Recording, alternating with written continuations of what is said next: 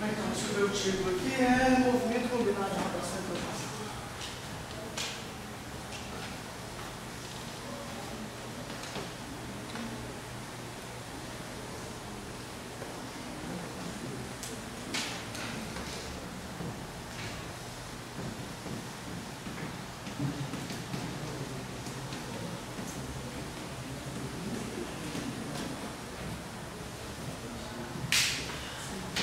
O problema é o seguinte, eu tenho inicialmente uma roda, tá? Essa roda tem um raio R, tá? E sobre essa roda existe uma força F1. Ok? Essa força F1 está sendo, é como se eu tivesse, esse problema aqui é como se eu estivesse pensando naqueles brinquedos tipo do Chaves, assim, que é uma roda, vou pensar, eu estou olhando de lado, tá? Mas pensa num cilindro, você amarra uma linha, tem um eixo, dois cilindros, você amarra uma linha no meio do eixo, você começa a puxar a linha. Você está fazendo uma força lá no eixo, onde as duas rodas estão presas. Ok? E essa força F1 é uma força constante, tá? Só para simplificar o problema. E o que eu quero? Eu quero a aceleração do centro de massa, tá? A roda, claro, né? Tem massa M. Vou assumir que isso é a roda do cilindro. Um cilindro. Tem um negócio ali no meio que está puxando ela. Quero a aceleração do centro de massa. Aceleração angular. Eu quero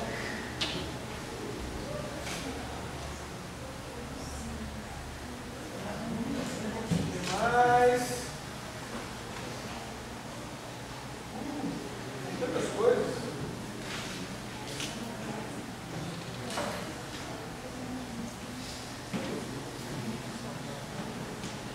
O módulo da força de atrito.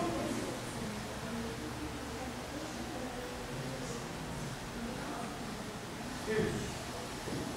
Tá bom. Vamos pegar essas três coisas, porque com essas três coisas depois a gente acaba achando. Tá? Aí olha lá, essa roda rola sem deslizar, tá? Vou assumir que ela vai rolar sem deslizar. Beleza? Primeira coisa, eu tenho que pensar no sistema de coordenadas. Tenho que botar as forças, as coisas, tudo nas direções para eu não me perder. Então, ó, tem aqui X, Y e o eixo Z está saindo do quadro. Ok? Beleza. Então, desse jeito que está escrito, a força, você tem a força F1, que é uma força externa. Tá? Quais são as outras forças que estão atuando aí? Primeira força, isso aqui. Isso é um cilindro, o centro de massa está no meio, está no centro. Então eu tenho a força, peso. Tá certo? Ele está em contato com o solo, então existe a força normal. Tá certo? E existe também a força de atrito que está empurrando, está para trás. Ok? Aí você fala, por que a força de atrito está para trás? Porque se esse cara deslizasse sem rolar, estava para onde a força? A força de atrito não é oposta ao movimento? Então se ele andasse para frente, a força de atrito tinha que estar para trás, impedindo ele de ir para frente. Por isso eu botei ela aqui para trás. Na verdade, por que esse cara rola? Porque a força de atrito é a força que gera o tom. Ok? Vamos agora, dado o sistema de coordenadas, eu vou decompor essas forças. Tá? Vamos pensar aqui. Vamos começar pela parte que a gente, em princípio, sabe e tem segurança. Quem que é a força resultante atuando sobre o sistema? A força resultante atuando sobre o sistema é a força F1 mais a força do peso mais a força normal. Força resultante, por definição, é o somatório de todas as forças. Ok? Então, quantas forças? Peso normal, força. Ah, faltou, né? Mais a força de atrito. Ok? Isso tem que ser igual a massa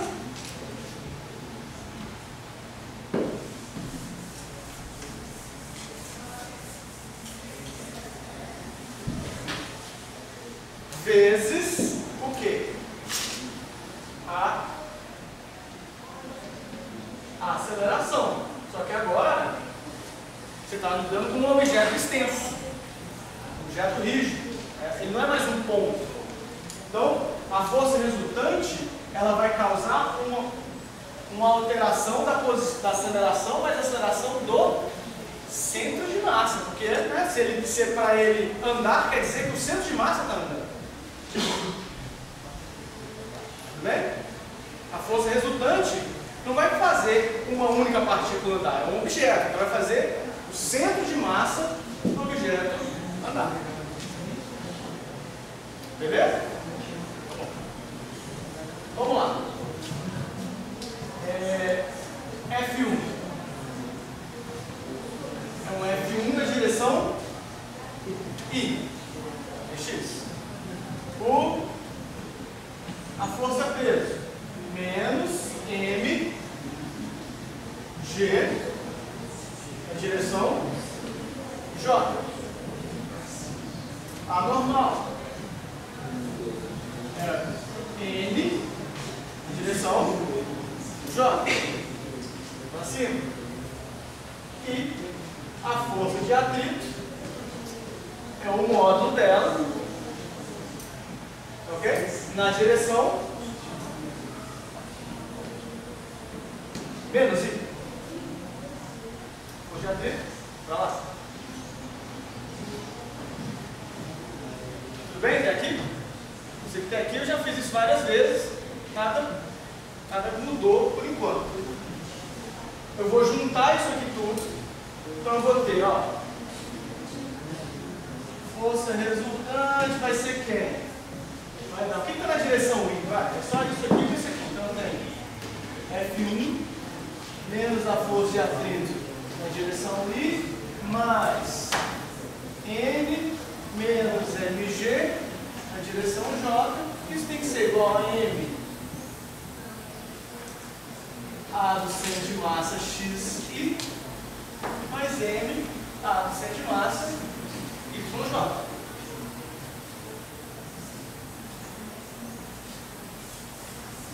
Vou usar o quadro todo agora.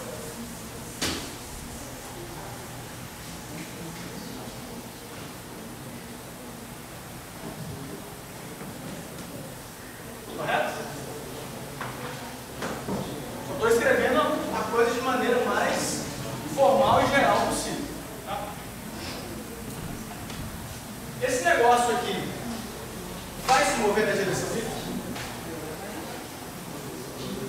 Na direção Y? Isso vai se mover? Não. Então, a aceleração do centro de massa em Y é zero, o que implica que a normal menos mg é igual a zero, ou seja, a normal é igual a mg. Beleza, né? Tá certo, normal tem que ser igual ao peso. Beleza. Agora, esse cara tem uma força externa que está puxando aqui, então esse negócio vai se mover na direção X. E aí, então, só posso escrever, olha, F1 menos a força de atrito é igual à massa vezes a aceleração excesso de massa em x. Ok? Beleza. Tá, até aqui, tudo que a gente já tinha visto. Beleza. Eu não falei coeficiente de atrito, no princípio. A coisa que eu falei é que existe uma força de atrito e ela vai ser a responsável, se você for olhar em termos de qual é a definição de torque? Raio, produto vetorial com a força. Esse é o eixo de giro, né? É uma roda, é um cilindro, vai girar em torno do centro dele aqui. Você vai fazer isso. A força-peso gera torque? Não, porque o raio é zero. Ok? Ela está atuando no centro. Ela está exatamente no eixo de giro, então ela não causa torque. A força normal causa torque? Não. Por quê? Ela é paralela ao raio. Se você pensar aqui, ó, o raio é esse aqui, ó. Ela é paralela ao raio, o produto vetorial, o ângulo entre esses dois vetores é zero. Nesse caso aqui é 180, né? Sendo de 180, dá zero. Então a força normal também não causa torque. A única força que causa torque é a força de atrito. Aí tem, ó, R, produto vetorial com um F, dá um torque entrando no quadro. Certo? Então o torque, se esse é o eixo Z, o torque é ao contrário, está do outro lado entrando no quadro. Ok? Então eu vou pensar para escrever isso aqui, ó. O torque resultante vai ser R vetorial com a força peso mais R vetorial. O torque resultante é o somatório de todos os torques. Então, é o R vetorial com a força peso mais o R vetorial com a normal mais o R vetorial com a força F1 mais o R vetorial com quem? Com a força de atrito. Só que isso aqui, ó, zero. Isso aqui, zero. Isso aqui, zero. O único que sobrou é esse aqui. Peso normal, F1 e a força de atrito. Tá certo? Tudo bem, aqui vai ser, na verdade, aqui seria sempre assim, né?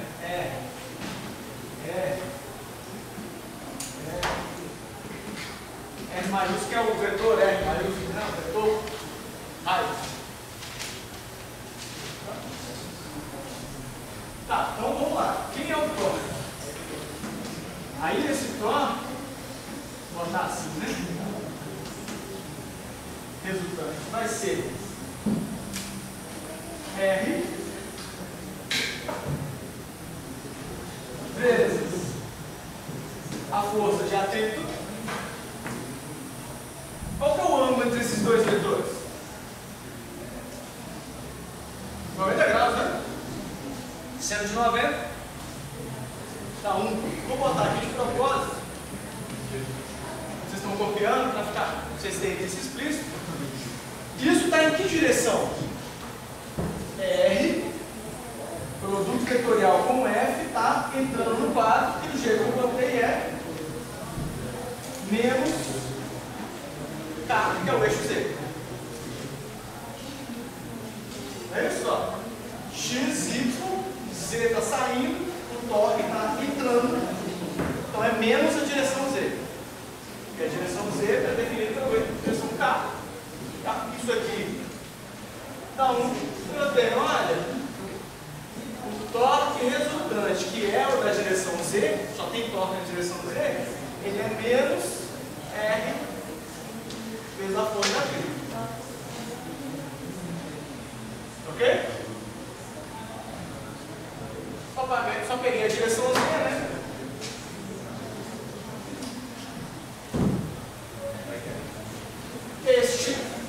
Vamos acompanhar aqui, ó. Este torque causa um giro assim, né? Então ele vai causar uma aceleração angular assim também. Ok? Então isso aqui, o que eu acabei de falar? Que o torque era igual ao momento de inércia vezes a aceleração angular.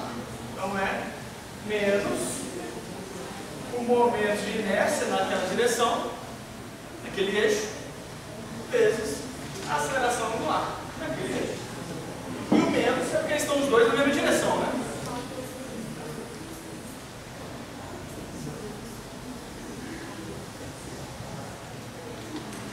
Tá. E aí agora, então, peraí.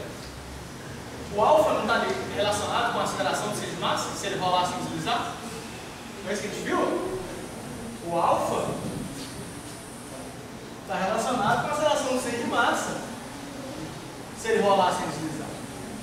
Então, olha só, por essa equação, o que eu posso escrever? Que a força de atrito,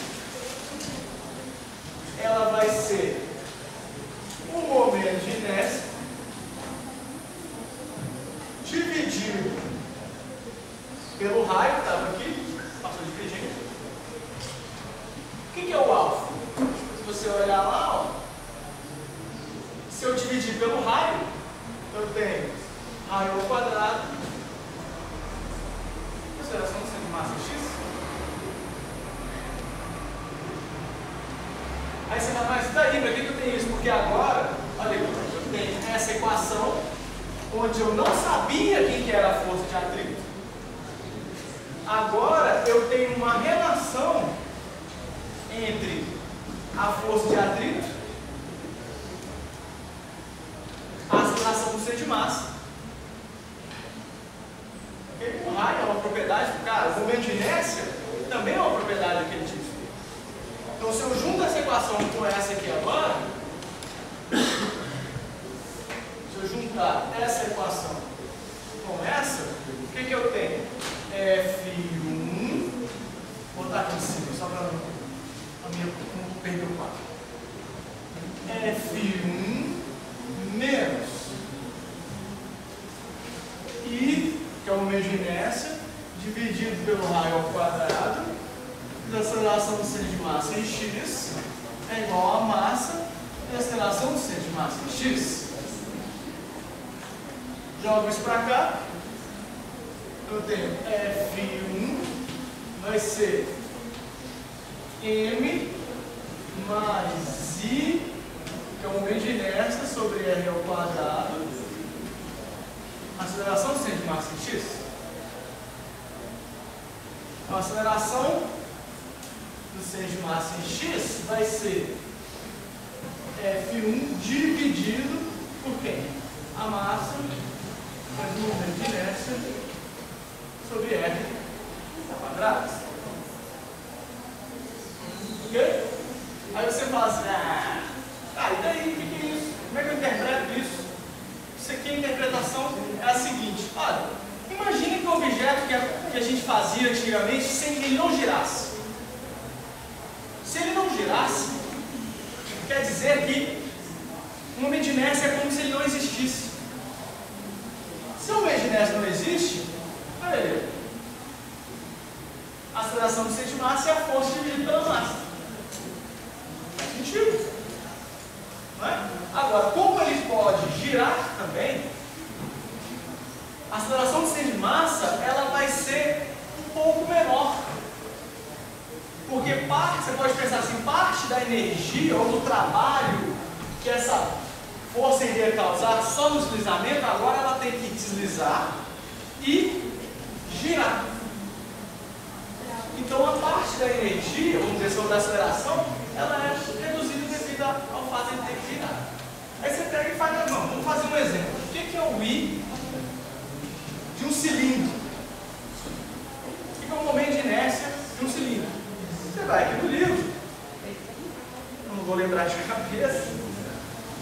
coisas a gente nunca lembra de cabeça. Difícil. Se não me engano, isso está na página.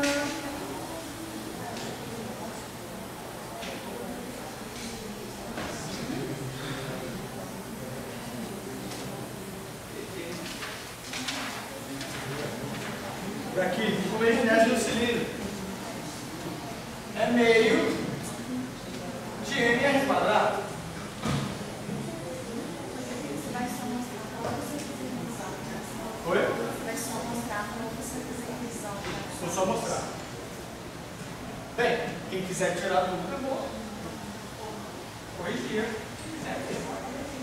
Se eu dividir isso aqui por r quadrado, o que isso aqui dá? Dá meio de m. I sobre r quadrado, não é I sobre r quadrado que eu tenho aqui? I sobre r quadrado isso é igual a meio de m. Ah, então meio de m mais m, então eu tenho que a aceleração seja de massa em x, vai ser F1 sobre m mais meio, dá 3 meios. Então dá 2 terços de m.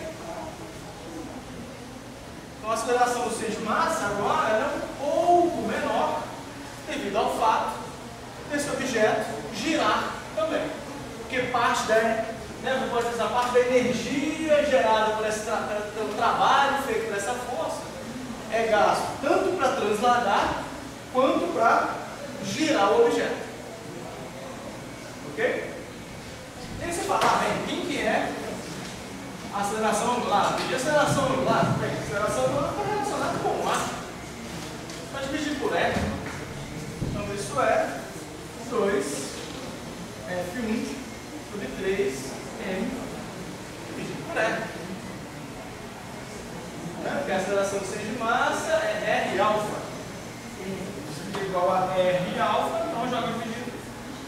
Achei a aceleração angular,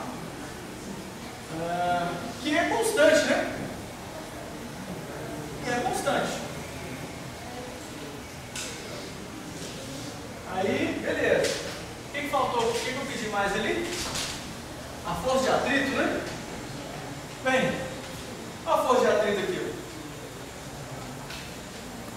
A força de atrito é a aceleração do centro de massa, que eu tenho, 2 terços de F1 sobre M, vezes, então dá 2 terços de F1 sobre M, vezes IZ sobre R quadrado, vezes meio de M. Então, F1 sobre 3. Essa é a aceleração do centro de massa. Essa é a força de atrito.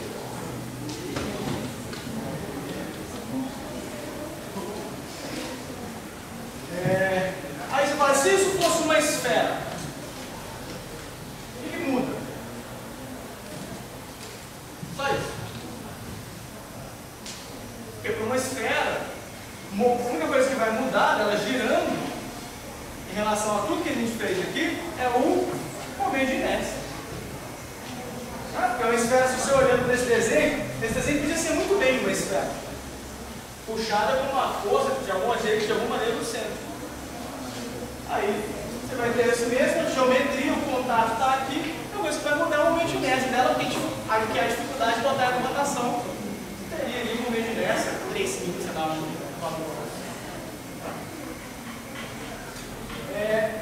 beleza. Tinha mais um monte de coisinha que eu queria falar, mas olha só, vou só comentar rapidamente. Isso não é uma aceleração constante? Aceleração constante, como é que você escreve a posição de som do tempo? X com x0, mais 1 vezes 0x, mais a aceleração ao quadrado do e quadrado sobre 2. Isso não é um ângulo? Uma aceleração angular constante? Então, θ igual a θ0, mais um ômega 0 t quadrado. Do mesmo jeito, vou dar movimento com aceleração constante.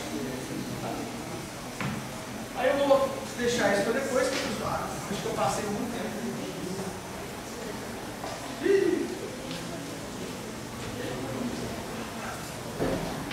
10 minutos.